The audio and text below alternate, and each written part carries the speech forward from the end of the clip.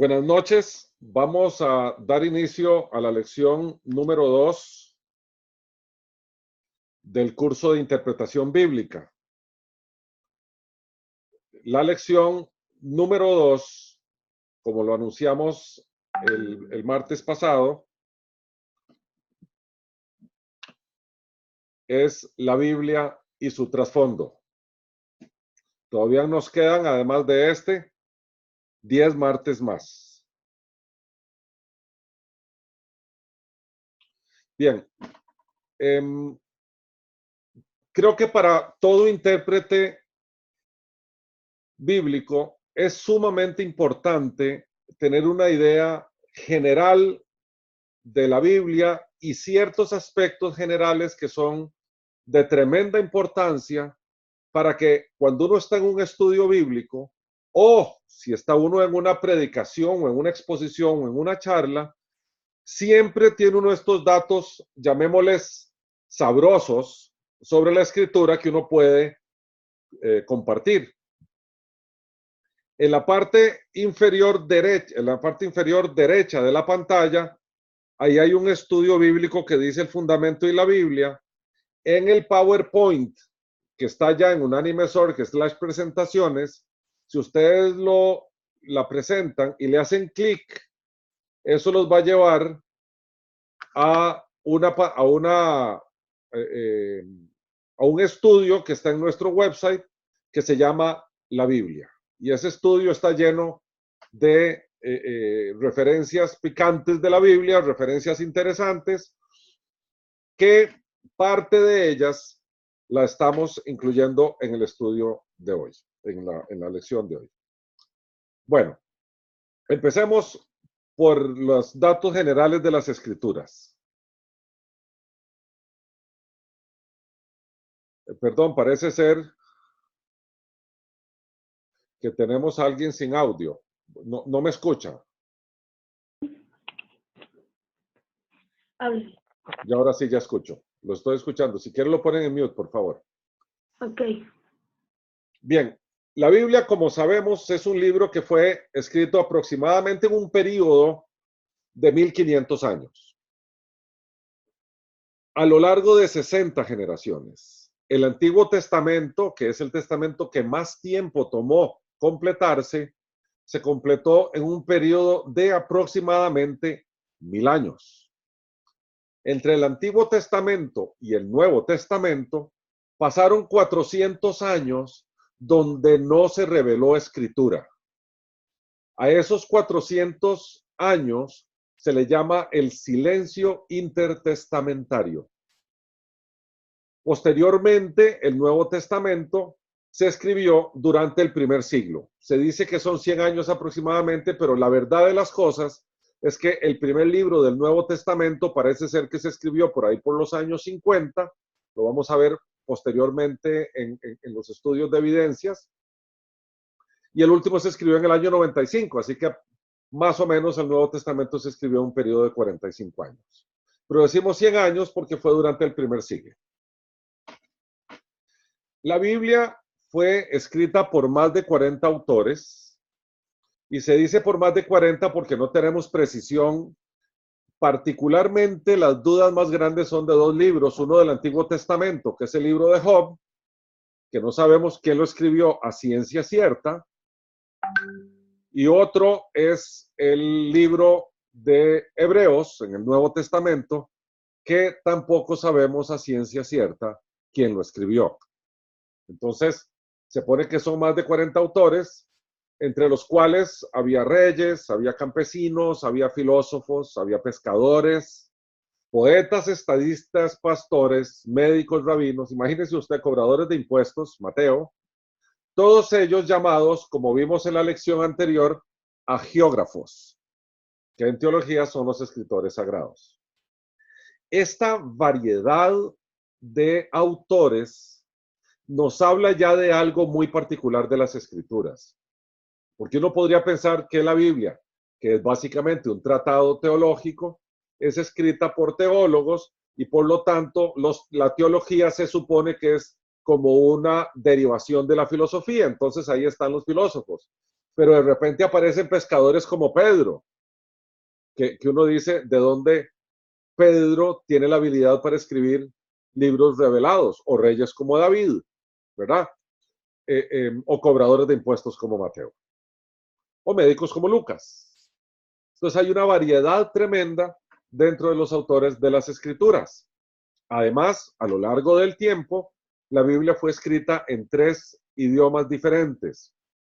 El Antiguo Testamento en hebreo y algunas pequeñas partes en arameo, que el arameo es un lenguaje derivado del hebreo, llamémosle un hebreo popular, y el Nuevo Testamento se escribió en el griego popular de la época. Ese griego, esa forma de griego se llama koiné. Es un griego que todo el mundo podía entender. Digamos que es el griego menos sofisticado de todos. La Biblia se escribió en 3 continentes: en Asia, en Europa y en África. La gente dice, ¿dónde en África? Bueno, Egipto está en África. ¿Y a dónde fue el éxodo? En Egipto, por las colinas de Egipto, allá por el Sinaí. ¿Qué se escribió durante el éxodo? La Torá o el Pentateuco, los primeros 5 libros de la Biblia fueron escritos allí. Por lo tanto, en África se escribieron al menos 5 libros de la Biblia. Hay gente que especula que Moisés pudo haber escrito Job. Si eso fuera cierto, tendríamos 6 libros escritos en África. Los libros escritos en Asia son todos los escritos en Tierra Santa, ¿verdad? O en la Tierra Prometida. Y los libros escritos en Europa son aquellos que fueron escritos en Grecia, al menos en Grecia, y si es que en Roma se escribió alguno, porque hay gente que especula que el Evangelio de Marcos fue escrito en Roma. Y también fue escrita en diferentes lugares, como prisiones, como palacios, como desiertos, como islas y durante viajes. Y algo en que nos vamos a ocupar más adelante en este curso es que fue escrita en varios estilos literarios. Por lo tanto, esto es el primer gran reto del intérprete: comprender el estilo literario. Ha sido escrita en historia, como una forma de ley, en poesía y poesía hebrea, que es muy compleja, como datos biográficos, como cartas que van y vienen, como memorias o un diario personal. Entonces, esos estilos, cuando los comprendemos, se nos hace más fácil la interpretación de las escrituras. También sabemos que es escrito en 2 pactos o testamentos: el Antiguo Testamento, que tiene 39 libros, y el Nuevo Testamento, que tiene 27, lo cual suman 66 libros del canon de la Biblia que nosotros usamos como cristianos que nos derivamos de la Reforma Protestante y que tal vez en los últimos 50 años nos hemos denominado evangélicos. A mí me gusta mejor llamarme que vengo de la Reforma Protestante. Me parece que es más ortodoxo, pero de todas maneras, estos son los libros que nosotros aceptamos como canónicos.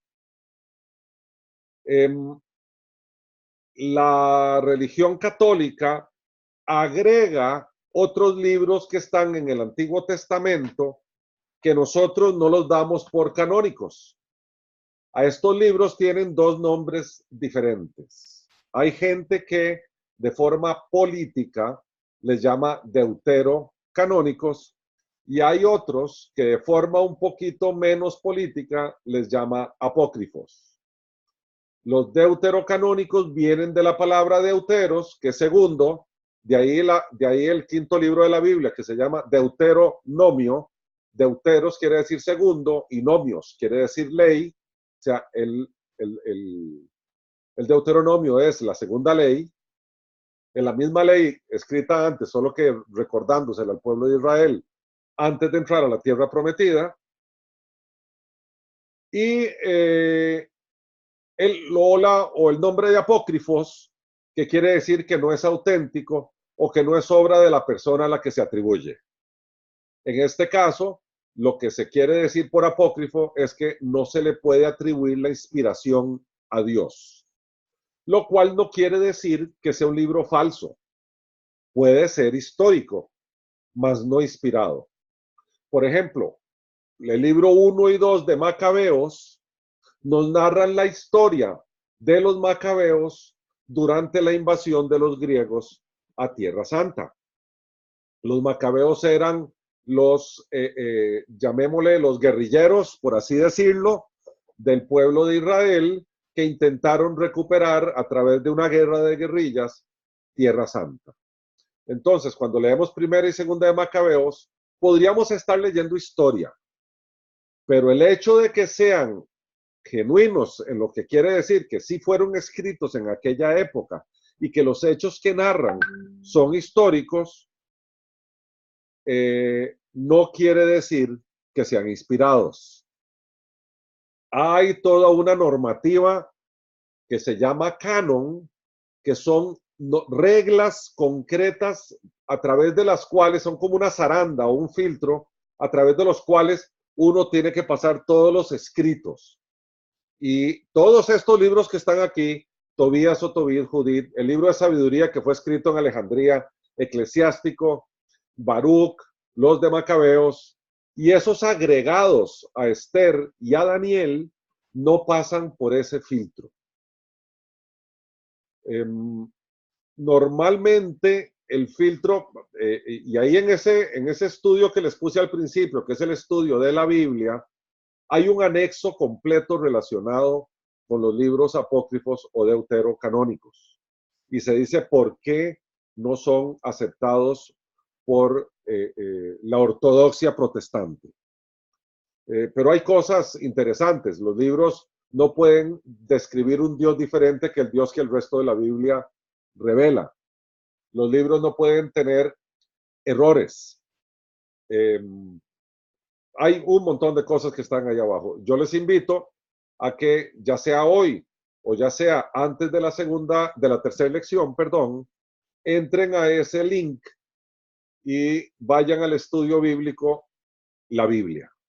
Allí están, hay mucho más datos o más información de las escrituras de lo que hay en esta presentación, y además están esos anexos, donde uno de los anexos son para los libros deuterocanónicos y otros son las diferentes versiones de la Biblia que hay.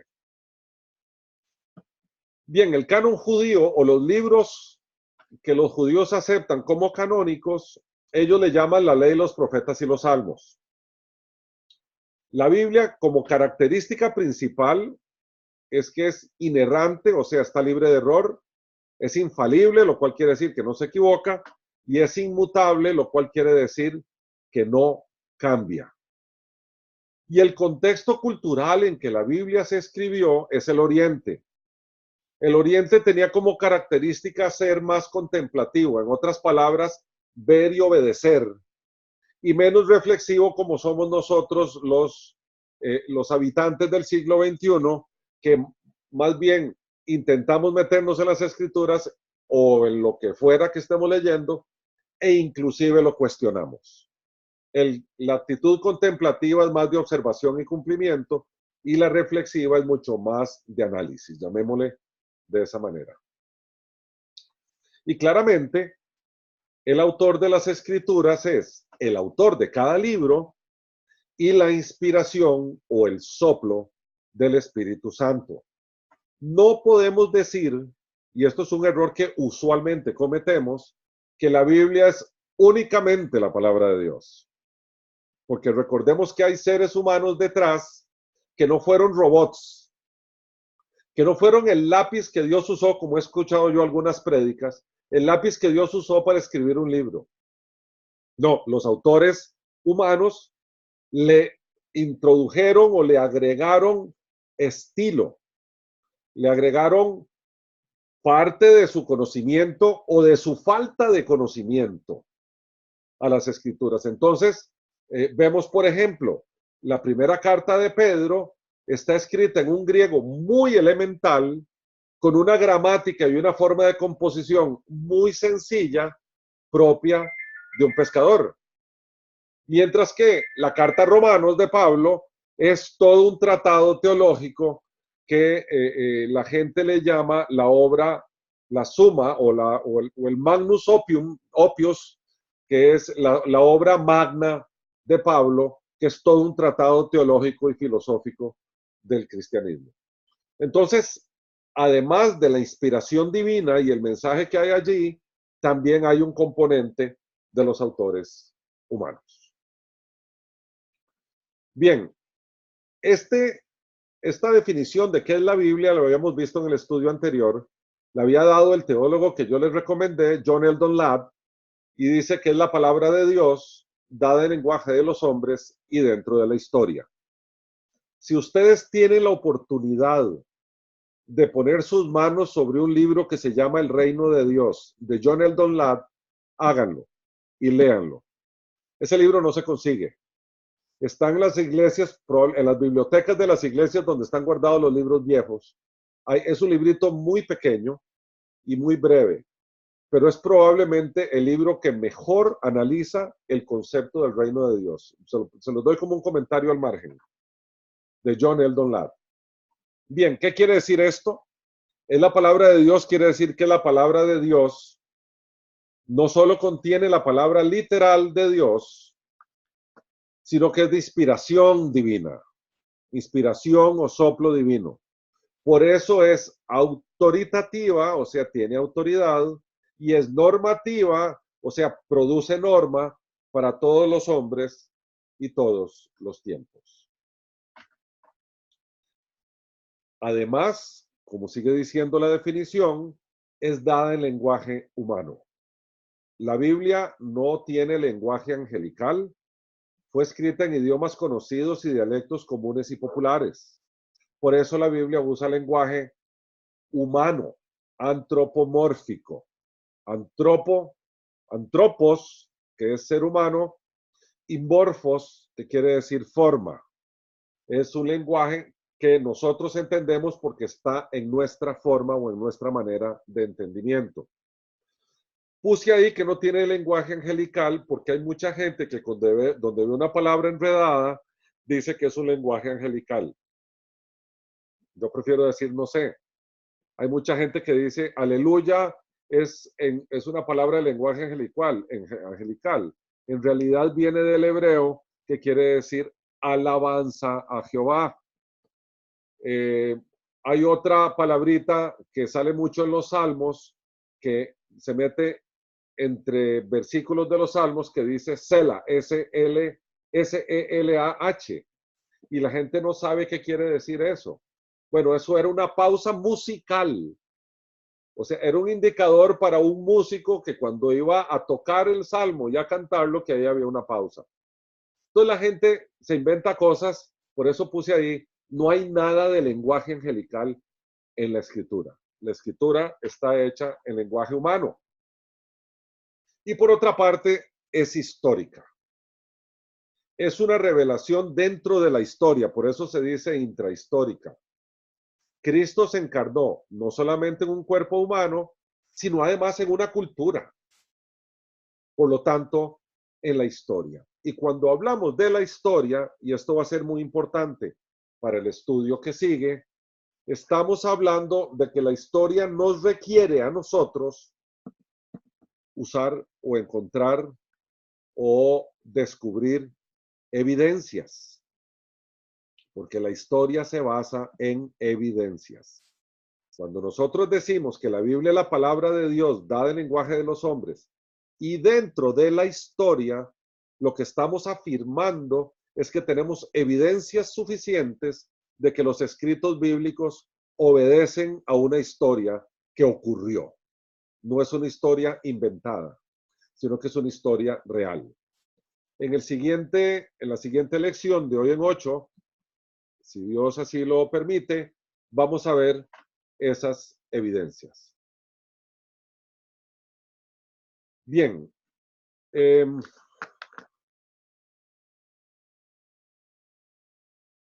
¿Cuál es el contenido de la Biblia? La Biblia, si queremos hacer una síntesis, es la revelación especial que podríamos sintetizar tres aspectos fundamentales. Primero, la Biblia nos revela quién es Dios, su persona, su esencia, su carácter. La Biblia es teísta, ya vimos que teos es Dios, y habla de un Dios que es personal. Hay una corriente teológica que dio inicio hace un par de siglos que se llama no el teísmo, sino el deísmo, que dice que Dios creó el universo y después se fue y no se mete con nosotros. La Biblia no afirma eso. La Biblia afirma que Dios es un Dios personal y Él revela en la Escritura todos sus atributos. Sus atributos, o llamémosle también su carácter. Ahí revela su omnipotencia, su omnipresencia, su amor, su misericordia, su gracia, su inmutabilidad, su justicia, su santidad. Todos esos atributos Dios los revela en las Escrituras. Por lo tanto, lo primero que queremos afirmar en relación a qué es lo que la Biblia revela, primero, Dios se revela a sí mismo. Lo segundo es su mensaje. ¿Qué es lo que Dios dijo? Siendo el centro de la revelación escrita de Dios, el principal mensaje de todo esto, de tapa a tapa, de la Escritura, es el Evangelio del Reino de Dios que entroniza al Rey de Reyes y al Señor de Señores para toda la eternidad. La Biblia habla de Jesús como el tema central, habla del Mesías y arranca desde el capítulo 3 de Génesis, cuando habla de lo que se ha denominado protoevangelio. Proto quiere decir primero, por eso cuando uno habla de un prototipo, quiere decir que es el primero en su tipo. Protoevangelio habla del primer evangelio. ¿Cuál es ese? Allá en el capítulo 3 del Génesis, cuando el hombre cae y viene Dios a hablar con Adán y con Eva y pasa todo ese episodio tremendo de la evidencia del pecado de ellos y su caída, y el Señor habla de que a la serpiente será herida en su cabeza y el simiente de la mujer que herirá a la serpiente en la cabeza será herido en el talón. Ese allí es la primer configuración del Mesías que habría de venir años después a liberar a su pueblo del pecado. Por eso a eso se le llama protoevangelio. Y sabemos entonces que desde el capítulo 3 del Génesis ya la Biblia está empezando a hablar del Mesías. Y también otra cosa que nos revela la Escritura es la obra de Dios. Nos dice qué es lo que Dios ha hecho. Nos narra de forma maravillosa la creación y nos lleva hasta el final, allá en el capítulo 21 del Apocalipsis, cuando se van a hacer un cielo nuevo y una tierra nueva. Por supuesto, siendo la obra más trascendental lo que ocurrió en la cruz hace poco más de 2000 años, donde Cristo, nuestro Señor, nos redimió a todos nosotros de pecado. Y 3 días después, para que no dudara de que el que había muerto en esa cruz era el divino Mesías, resucita para confirmarnos nuestra esperanza y darnos nuestra seguridad eterna. No nos confundamos. Es en la cruz donde se obtuvo nuestra redención, donde fuimos reconciliados con Dios, donde fuimos rescatados de la esclavitud del pecado. Todo eso ocurrió en la cruz. La resurrección es importante porque la resurrección valida quién fue el que murió en la cruz. Sin resurrección, no podríamos afirmar que el que murió en la cruz era Dios hecho hombre.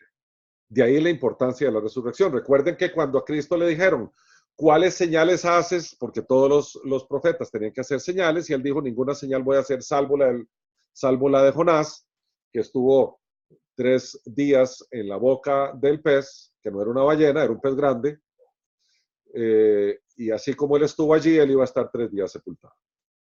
Entonces, esa señal es la señal de que él era quien él decía que era, el Hijo del Hombre, el unigénito Hijo de Dios. Bien, ¿cuál es el propósito de la Biblia? La Biblia es la historia de la redención del hombre en contraste con la perdición del hombre. Parte de los materiales que yo usé para hacer este curso venía con algo de esta idea y se quedaba en la historia de la redención del hombre. Y me parece a mí que ese ha sido un error que la iglesia ha cometido y una costumbre que la iglesia ha tomado tal vez en los últimos 100, 150 años de historia de la iglesia. A la iglesia le encanta hablar, y en buena hora que lo haga, de las buenas noticias, de las buenas nuevas, de la obra de Jesús, de quién era Jesús y cuál era su obra, que eso es básicamente lo que quiere decir el Evangelio. Las buenas noticias es quién Jesús era y lo que Jesús hizo. Pero nos hemos negado a hablar de por qué son buenas. O sea, ¿de qué nos está salvando este Mesías? Y si nosotros no explicamos de qué nos está salvando, la noticia deja de ser buena. Y la Biblia nos habla de las dos cosas. Nos habla de lo que Jesús nos salva y nos habla de cómo algunos, la mayoría, se pierde. Jesús siempre hizo ese contraste. Siempre. La puerta ancha, la puerta angosta. Los dos tesoros. Él siempre contrastaba a donde iba a ir su pueblo, su pequeño pueblo o su remanente, y donde iba a ir la gran mayoría de las gentes. Nosotros hemos pecado en la iglesia de no predicar, de no enseñar que la gran mayoría de los habitantes históricos del planeta Tierra se van a perder.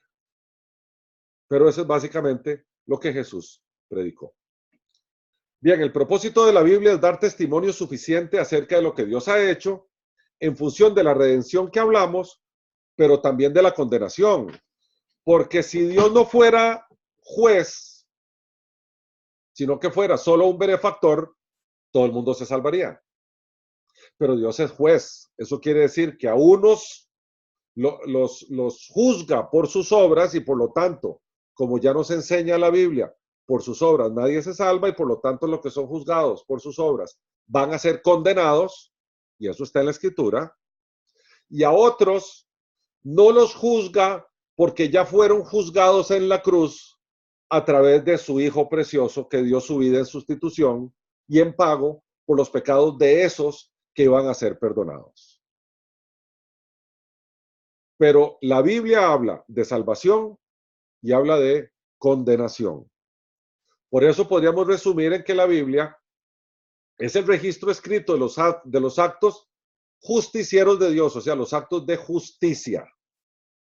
Esto es, para los que se salvan, como también para los que se condenan.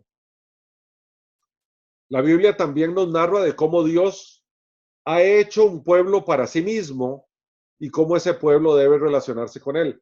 El término que Israel es el pueblo escogido es un poquito, ¿qué puedo decir? Desviado de la realidad. En realidad, Dios no escogió a Israel, Dios hizo a Israel. Recordemos allá atrás el patriarca Abraham. Abraham no era israelita, no era judío.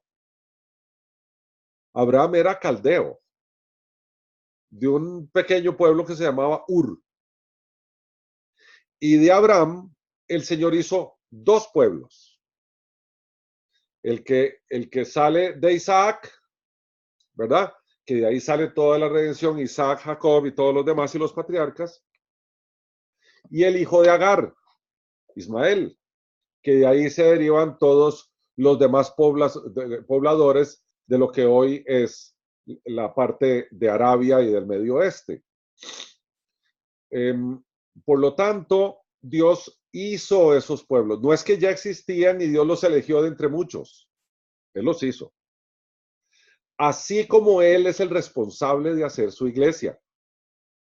Si leemos el primer capítulo de la carta a los Efesios, vamos a entender el capítulo 1 y el capítulo 2, vamos a entender que de dos pueblos, o sea, de su pueblo elegido llamado los judíos y de los gentiles que no estaban dentro de la primera parte de esa historia, de los dos pueblos nos explica el apóstol Pablo, hizo un pueblo para sí.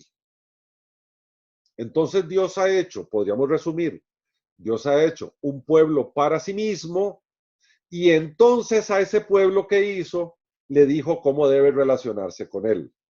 En el Antiguo Testamento, cuando hizo a Israel, le dijo cómo debe relacionarse con él, y de ahí el régimen que es descrito sobre todo en el libro de Levítico, que es el régimen sacrificial, el tabernáculo y todo el sacerdocio levítico. Ese era cómo el pueblo se debía relacionarse con él, y en el Nuevo Testamento eso cambia profundamente. Porque así como en el Antiguo Testamento Dios trataba a su pueblo de forma corporativa, o sea, como un cuerpo, en el Nuevo Testamento el Espíritu Santo habita en cada uno de los creyentes y por lo tanto el Señor trata con cada uno de los creyentes por aparte.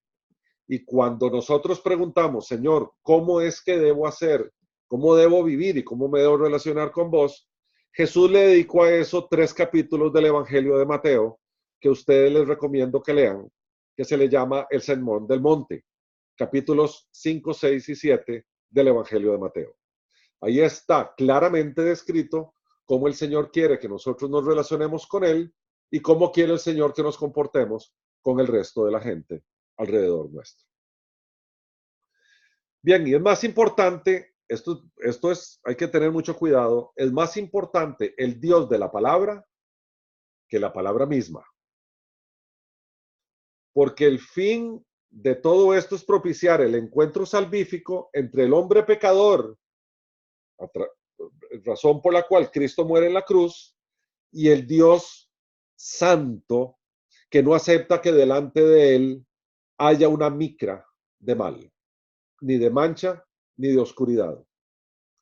Por lo tanto, aquel ser humano que en su parte humana no pecó ni una sola vez y por lo tanto es el único ser perfectamente santo de entre todos los hombres que han nacido de mujer, llamémosle Jesucristo, esa santidad a la hora en que Jesús muere en esa cruz es imputada, es trasladada a nosotros los que habíamos de ser salvos y entonces ahora revestidos de Cristo, como nos dice Pablo, revestidos de Cristo, podemos presentarnos delante del Padre, porque el Padre no nos va a ver a nosotros solamente, sino va a ver a su Hijo en nosotros. Es así como nos podemos presentar delante del Dios Santo. A esto se le llama en teología la doctrina de la imputación. Se le llama de doble imputación porque en adición Jesús recibió la imputación de nuestros pecados. Nuestros pecados le fueron imputados a él en la cruz, trasladados, él nos sustituyó en el sacrificio y a cambio él nos dio su santidad. Por eso, en el capítulo 2 del libro de la carta a los Gálatas, Gálatas 2:20, dice, porque con Cristo estamos juntamente crucificados, y lo que agrega puede ser uno de los versículos más bellos de toda la Escritura, y dice, y ya no vivo yo, mas vive Cristo en mí. Por lo tanto, cuando nosotros nos relacionamos con nuestro Padre, nos estamos relacionando a través de la mediación y a través de la imputación de Jesucristo. Es así como Dios en su perfección ideó el plan de salvación para nosotros. Bien, veamos aplicaciones prácticas de la Biblia. La Biblia no es un fin en sí misma. Por lo tanto, la Biblia no es sujeta de adoración. Hay que tener mucho cuidado. Adorar la Biblia quiere decir idolatrar, es hacerlo un ídolo. Hay que adorar al Señor de la Biblia, pero no a la Biblia. La Biblia es sencillamente un medio. el que nosotros adoráramos el libro, nos llamarían bibliólatras. A ver, eso no es más que un libro con papel hecho en una imprenta. Hay que tener cuidado de no adorarlo porque podríamos convertirlo en un fetiche. O hay gente que toma la Biblia, le cierra los ojos, la abre en cualquier lugar, apunta el dedo ahí y dice, esto es lo que el Señor me está hablando. Eso es una barbaridad. Eso se llama bibliomancia. Eso es aplicar magia. Eso es aplicar suerte a las escrituras. Las escrituras no se usan para eso. Las escrituras se estudian. Las escrituras se analizan. Y las escrituras se aplican a nuestra vida.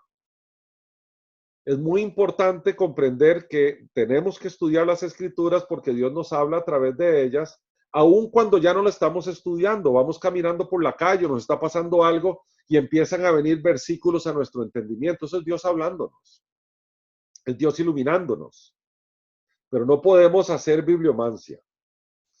Amamos la palabra de Dios porque ella revela al Dios de la palabra, que finalmente se encarnó en Cristo para ser nuestro sustituto.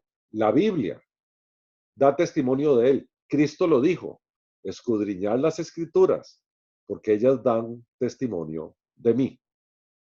La manera de honrar la palabra de Dios es obedeciéndola y es pregonándola.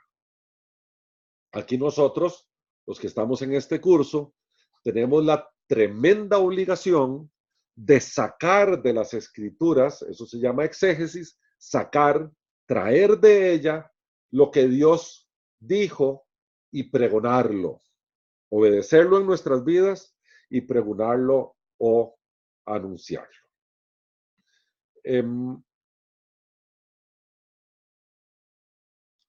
Voy a ver cómo hago, déjame ver, para sacarlo del mute. Ok, ya todo el mundo tiene audio. ¿Alguna pregunta? Me imagino que tiene un montón y tenemos tiempo suficiente para evacuar preguntas. Buenas.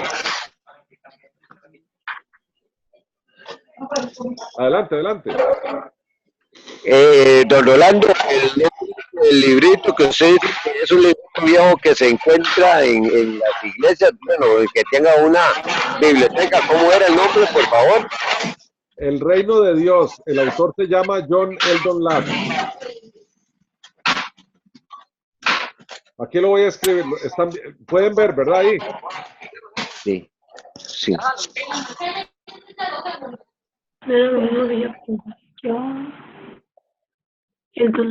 Yo no lo he podido conseguir. Si ustedes pueden, me avisan, porque yo no lo he podido conseguir. Lo leí hace como 20 años que me lo prestó mi querido pastor, pero y lo devolví y ya no lo puedo encontrar más. ¿Estará en la red, don Rolando? ¿Ah? Se encontrará en la red. Ahí lo busqué y no lo encontré. Pero búsquenlo también. Okay. Más suerte que yo. Bueno, muchas gracias, don Rolando. Buenas noches. ¿Alguna otra duda?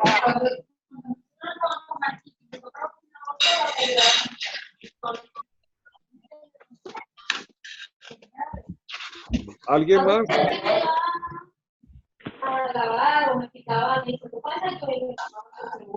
No le entiendo.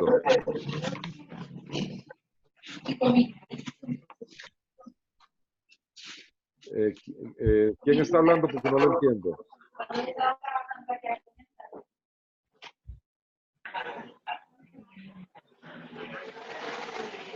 Ok, si no hay más dudas. Rolando. Sí, adelante.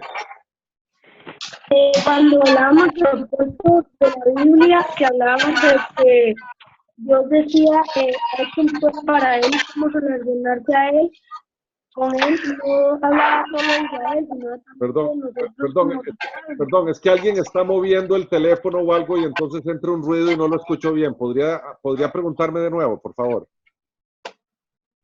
Ok.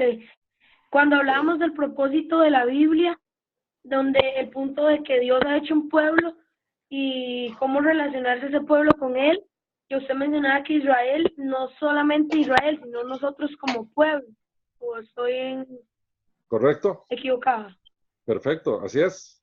Ah, Eh, este es un tema, yo tenía, si quieren pongan el micrófono en mute para que no nos entre ese ruidillo. O yo los pongo mientras contesto y después los vuelvo a soltar. Vamos a ver. Ok. Un querido amigo judío que un día me dijo que ellos eran el pueblo escogido, yo le dije, mira, estás un poquito equivocado. Porque en realidad no era que habían 15 pueblos y ustedes los escogieron de entre 15. En Canaán había un montón de pueblos diferentes. Decir que dentro de los filisteos y los eteos y aparecieron ustedes y Dios dijo, este es el mío. El tema es que ustedes no fueron escogidos porque ustedes no merecían ser escogidos porque ningún pueblo de la historia merece ser escogido. Así como Dios se hizo un pueblo para sí y lo hizo de Abraham y lo hizo de Isaac y lo hizo de Jacob y lo hizo de los 12 patriarcas y los exiló a Egipto y después los sacó de Egipto y durante 40 años se encargó de formar el pueblo, darle las leyes, darle la moral, darle la ética y darle las instrucciones sobre cómo se tenían que relacionar con él para que entraran a la tierra que él había preparado desde tiempos de Abraham. Así como Dios hizo eso, eso estaba sencillamente preconfigurando que años más tarde, alrededor de 1000 y pico de años más tarde, él se iba a hacer hombre y a través de su sacrificio en la cruz, él iba a configurar un pueblo para sí. Porque no es que los que somos parte del pueblo de Dios del Nuevo Testamento, es porque nos merecemos serlo. Así como el pueblo de Israel no se merecía ser el pueblo de Dios, los creyentes del Nuevo Testamento no nos merecemos ser llamados hijos de Dios. Tanto el pueblo de Israel como los creyentes del Nuevo Testamento fuimos elegidos por gracia, no por obra. Porque el pueblo de Israel no pudo haber hecho nada para ser escogido porque no existía antes de que Dios llamara a Abraham y empezara a ejecutar su plan para formar las 12 tribus que iban a constituir el pueblo de Israel.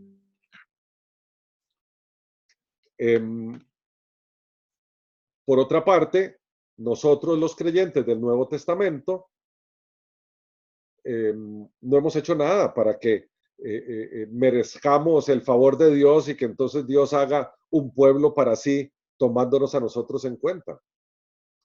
Un teólogo que yo sigo mucho, que murió hace pocos años, que se llama John Stott, él decía que lo único que nosotros hemos hecho para merecer la gracia y la misericordia de Dios es pecar.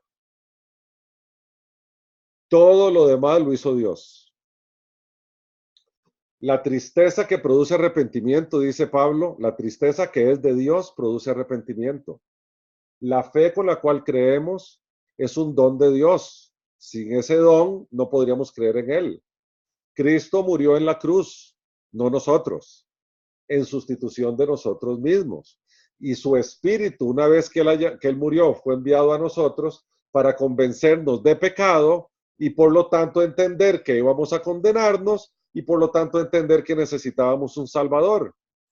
Y en adición envió a alguien o nos puso a nosotros en el lugar donde escucháramos todo esto para que nosotros entendiéramos que en efecto necesitábamos un Salvador. Así que en toda esta historia es Dios el que está haciendo un pueblo para él desde el principio de los tiempos. Y eso es lo que la Biblia nos enseña a nosotros. Cómo él históricamente ha ido preparando a su pueblo, ¿verdad? No es que ya en el Antiguo Testamento el pueblo de Dios haya hecho méritos para ser escogido, ni tampoco en el Nuevo Testamento nosotros hayamos hecho méritos para haber sido escogidos por Dios.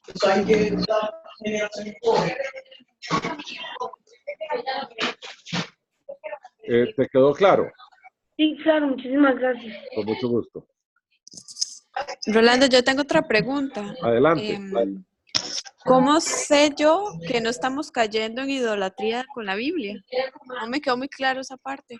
Okay. Aparte que no usamos la suerte, pero el hecho de estudiarla, defenderla en ciertas ocasiones, no me quedó claro que hasta qué punto una la puede estar idolatrando.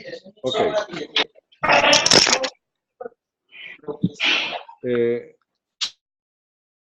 El tema es este, y es tal vez la línea que hay que tener muchísimo cuidado. Hay gente, yo no quiero que se malinterprete lo que voy a decir, porque hay gente que lo hace de buena, con una buena intención, pero en algunos estudios que yo he dado, yo les digo, escriban ahí al margen de la Biblia, si tienen una duda, no, Dios libre, yo no puedo escribir encima de la palabra de Dios. No, la palabra, vean, les voy a decir una cosa. La Biblia fue escrita, como ya vimos, hace 2000 años el Nuevo Testamento y hace alrededor de 3500 años el Antiguo Testamento, a lo largo de esos 1500 años. Y el material en que se escribió ya se destruyó. Como vamos a ver en el siguiente estudio, vamos a ver cómo es que nosotros tenemos seguridad de que lo que compramos hoy en una librería obedece o equivale a lo que fue escrito por los autores bíblicos, por los hagiógrafos. Pero darle connotación de sagrado a la parte material de la escritura es lo que es confuso. Lo que es sagrado es lo que ella dice, no de lo que ella está hecho. A ver, poner una Biblia encima de un enfermo para que se cure, eso es idolatrar la Biblia, es creer que la Biblia es Dios. Nosotros adoramos su palabra, pero es lo que Él dice, ¿verdad? Es como adorar el medio y no el fin. Le voy a poner dos ejemplos que me pueden servir para esto.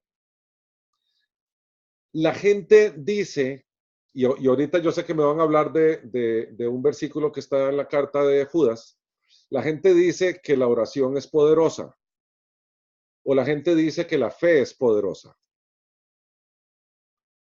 El que es poderoso es al Dios al que le oramos, y el que es poderoso es el Dios en que creemos. Nuestra fe no tiene poder. Poder tiene el Dios en quien depositamos nuestra fe. Nuestra oración no tiene poder.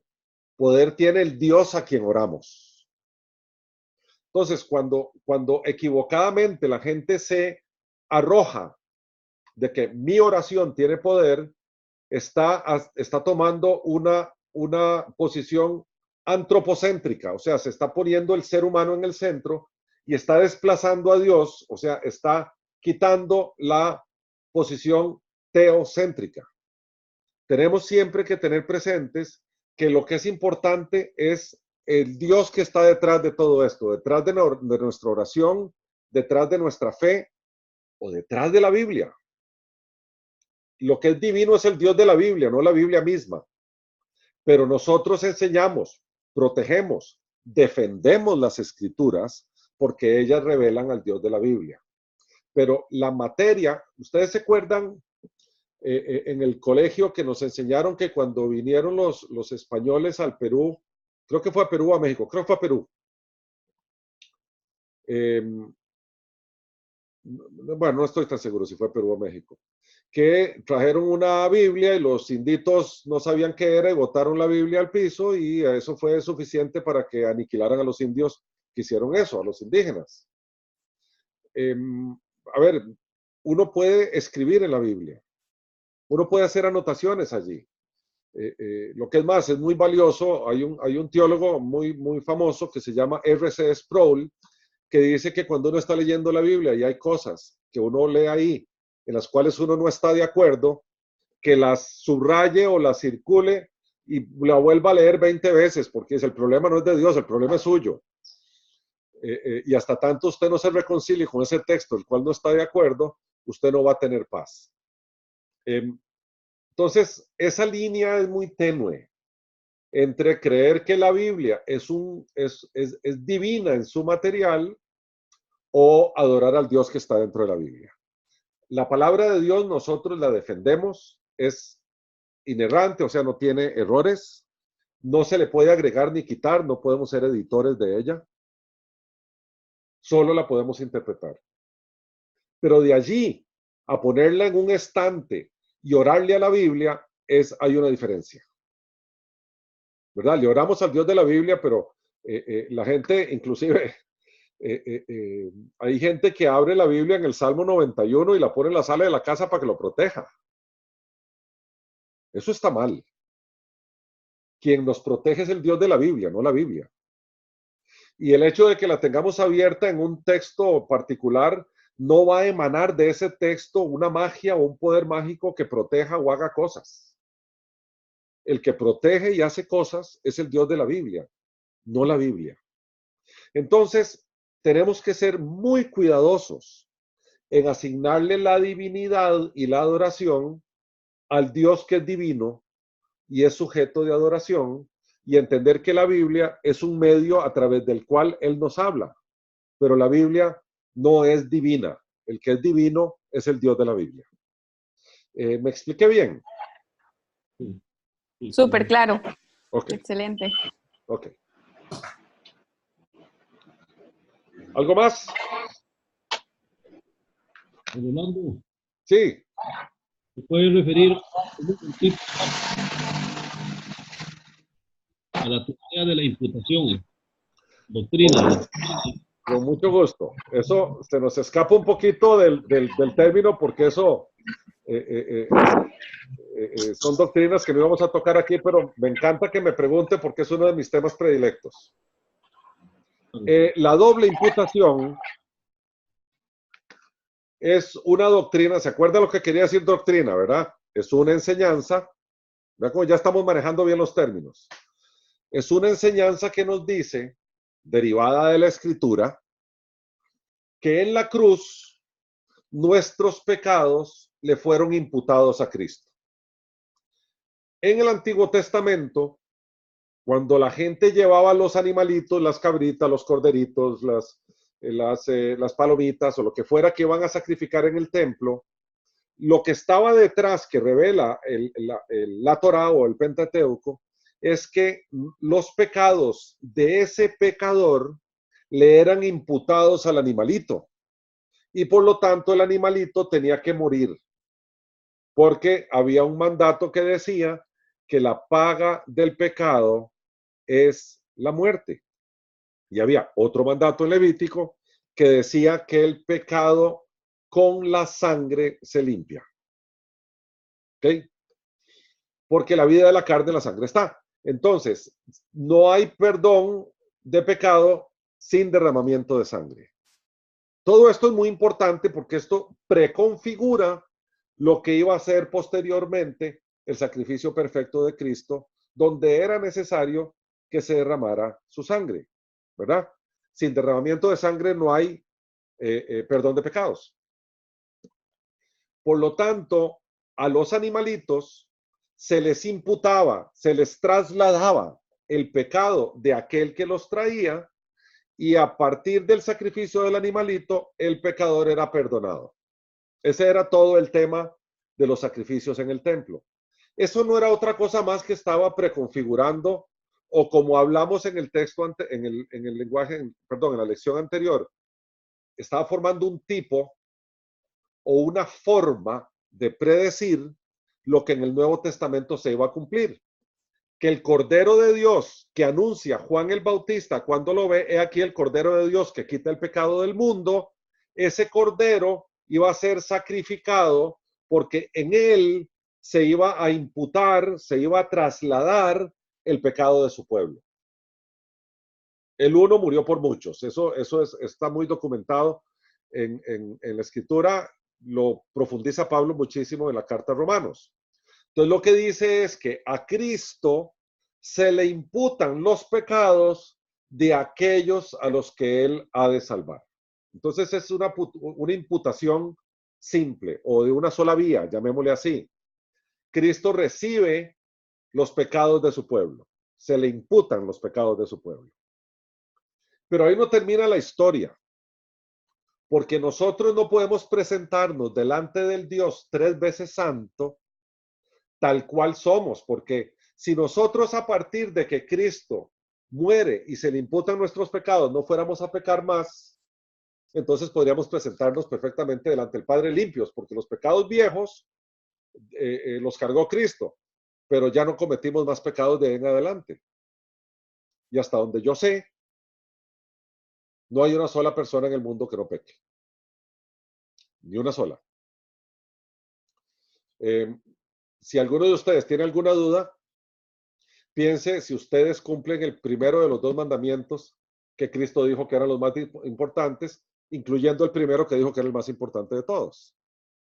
Amarás al Señor tu Dios con todo tu corazón, con toda tu mente y con todas tus fuerzas. Eso implica que nosotros en nuestra mente tenemos primero y siempre único a Dios en su amor completo, que trabajamos con todas nuestras fuerzas para amarlo y que de nuestro corazón está dedicado a un amor incondicional hacia nuestro Dios. Y hasta donde yo sé, para la mayoría de la gente, o yo diría que para todas, Dios no llega a ser el primer lugar. Hay hijos, hay uno mismo, o sea, nuestra naturaleza no está perfeccionada. Nosotros no somos perfectos en nuestra naturaleza. Pablo lo explica. Anda cargando el hombre de pecado, la doble naturaleza.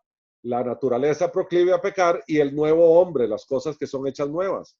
Pero Pablo en el capítulo 7 del libro de Romanos nos explica cómo lo que él quiere hacer no hace y el pecado que está en él lo hace hacer lo que él no quería hacer.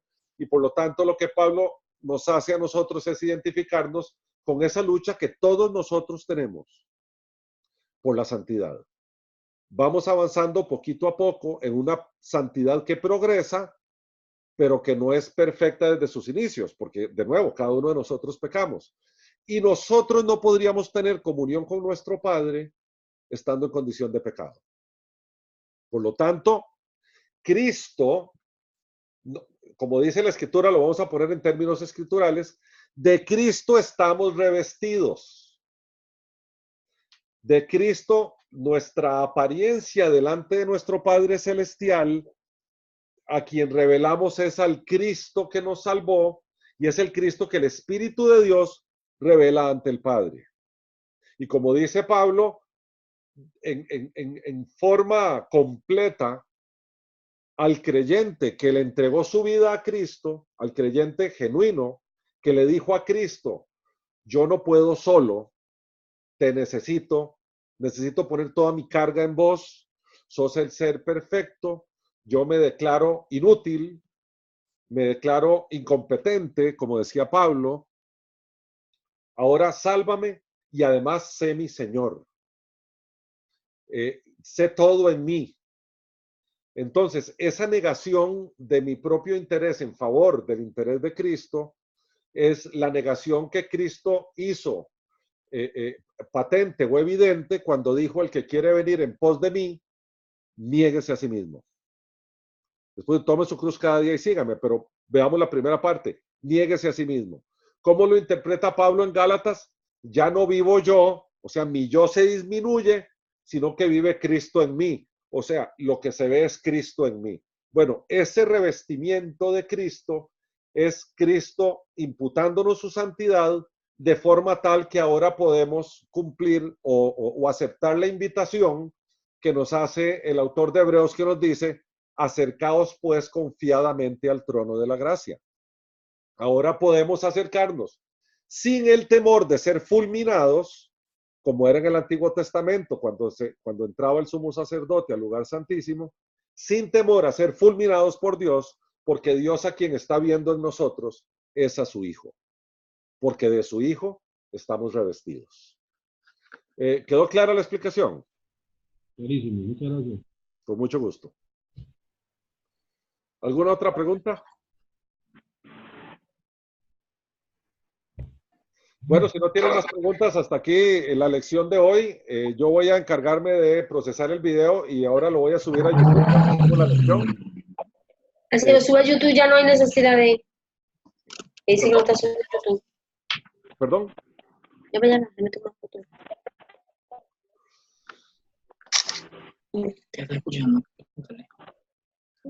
Ok, y muchísimas gracias a todos por pasar este ratito con nosotros. Bendiciones, mil bendiciones a todos.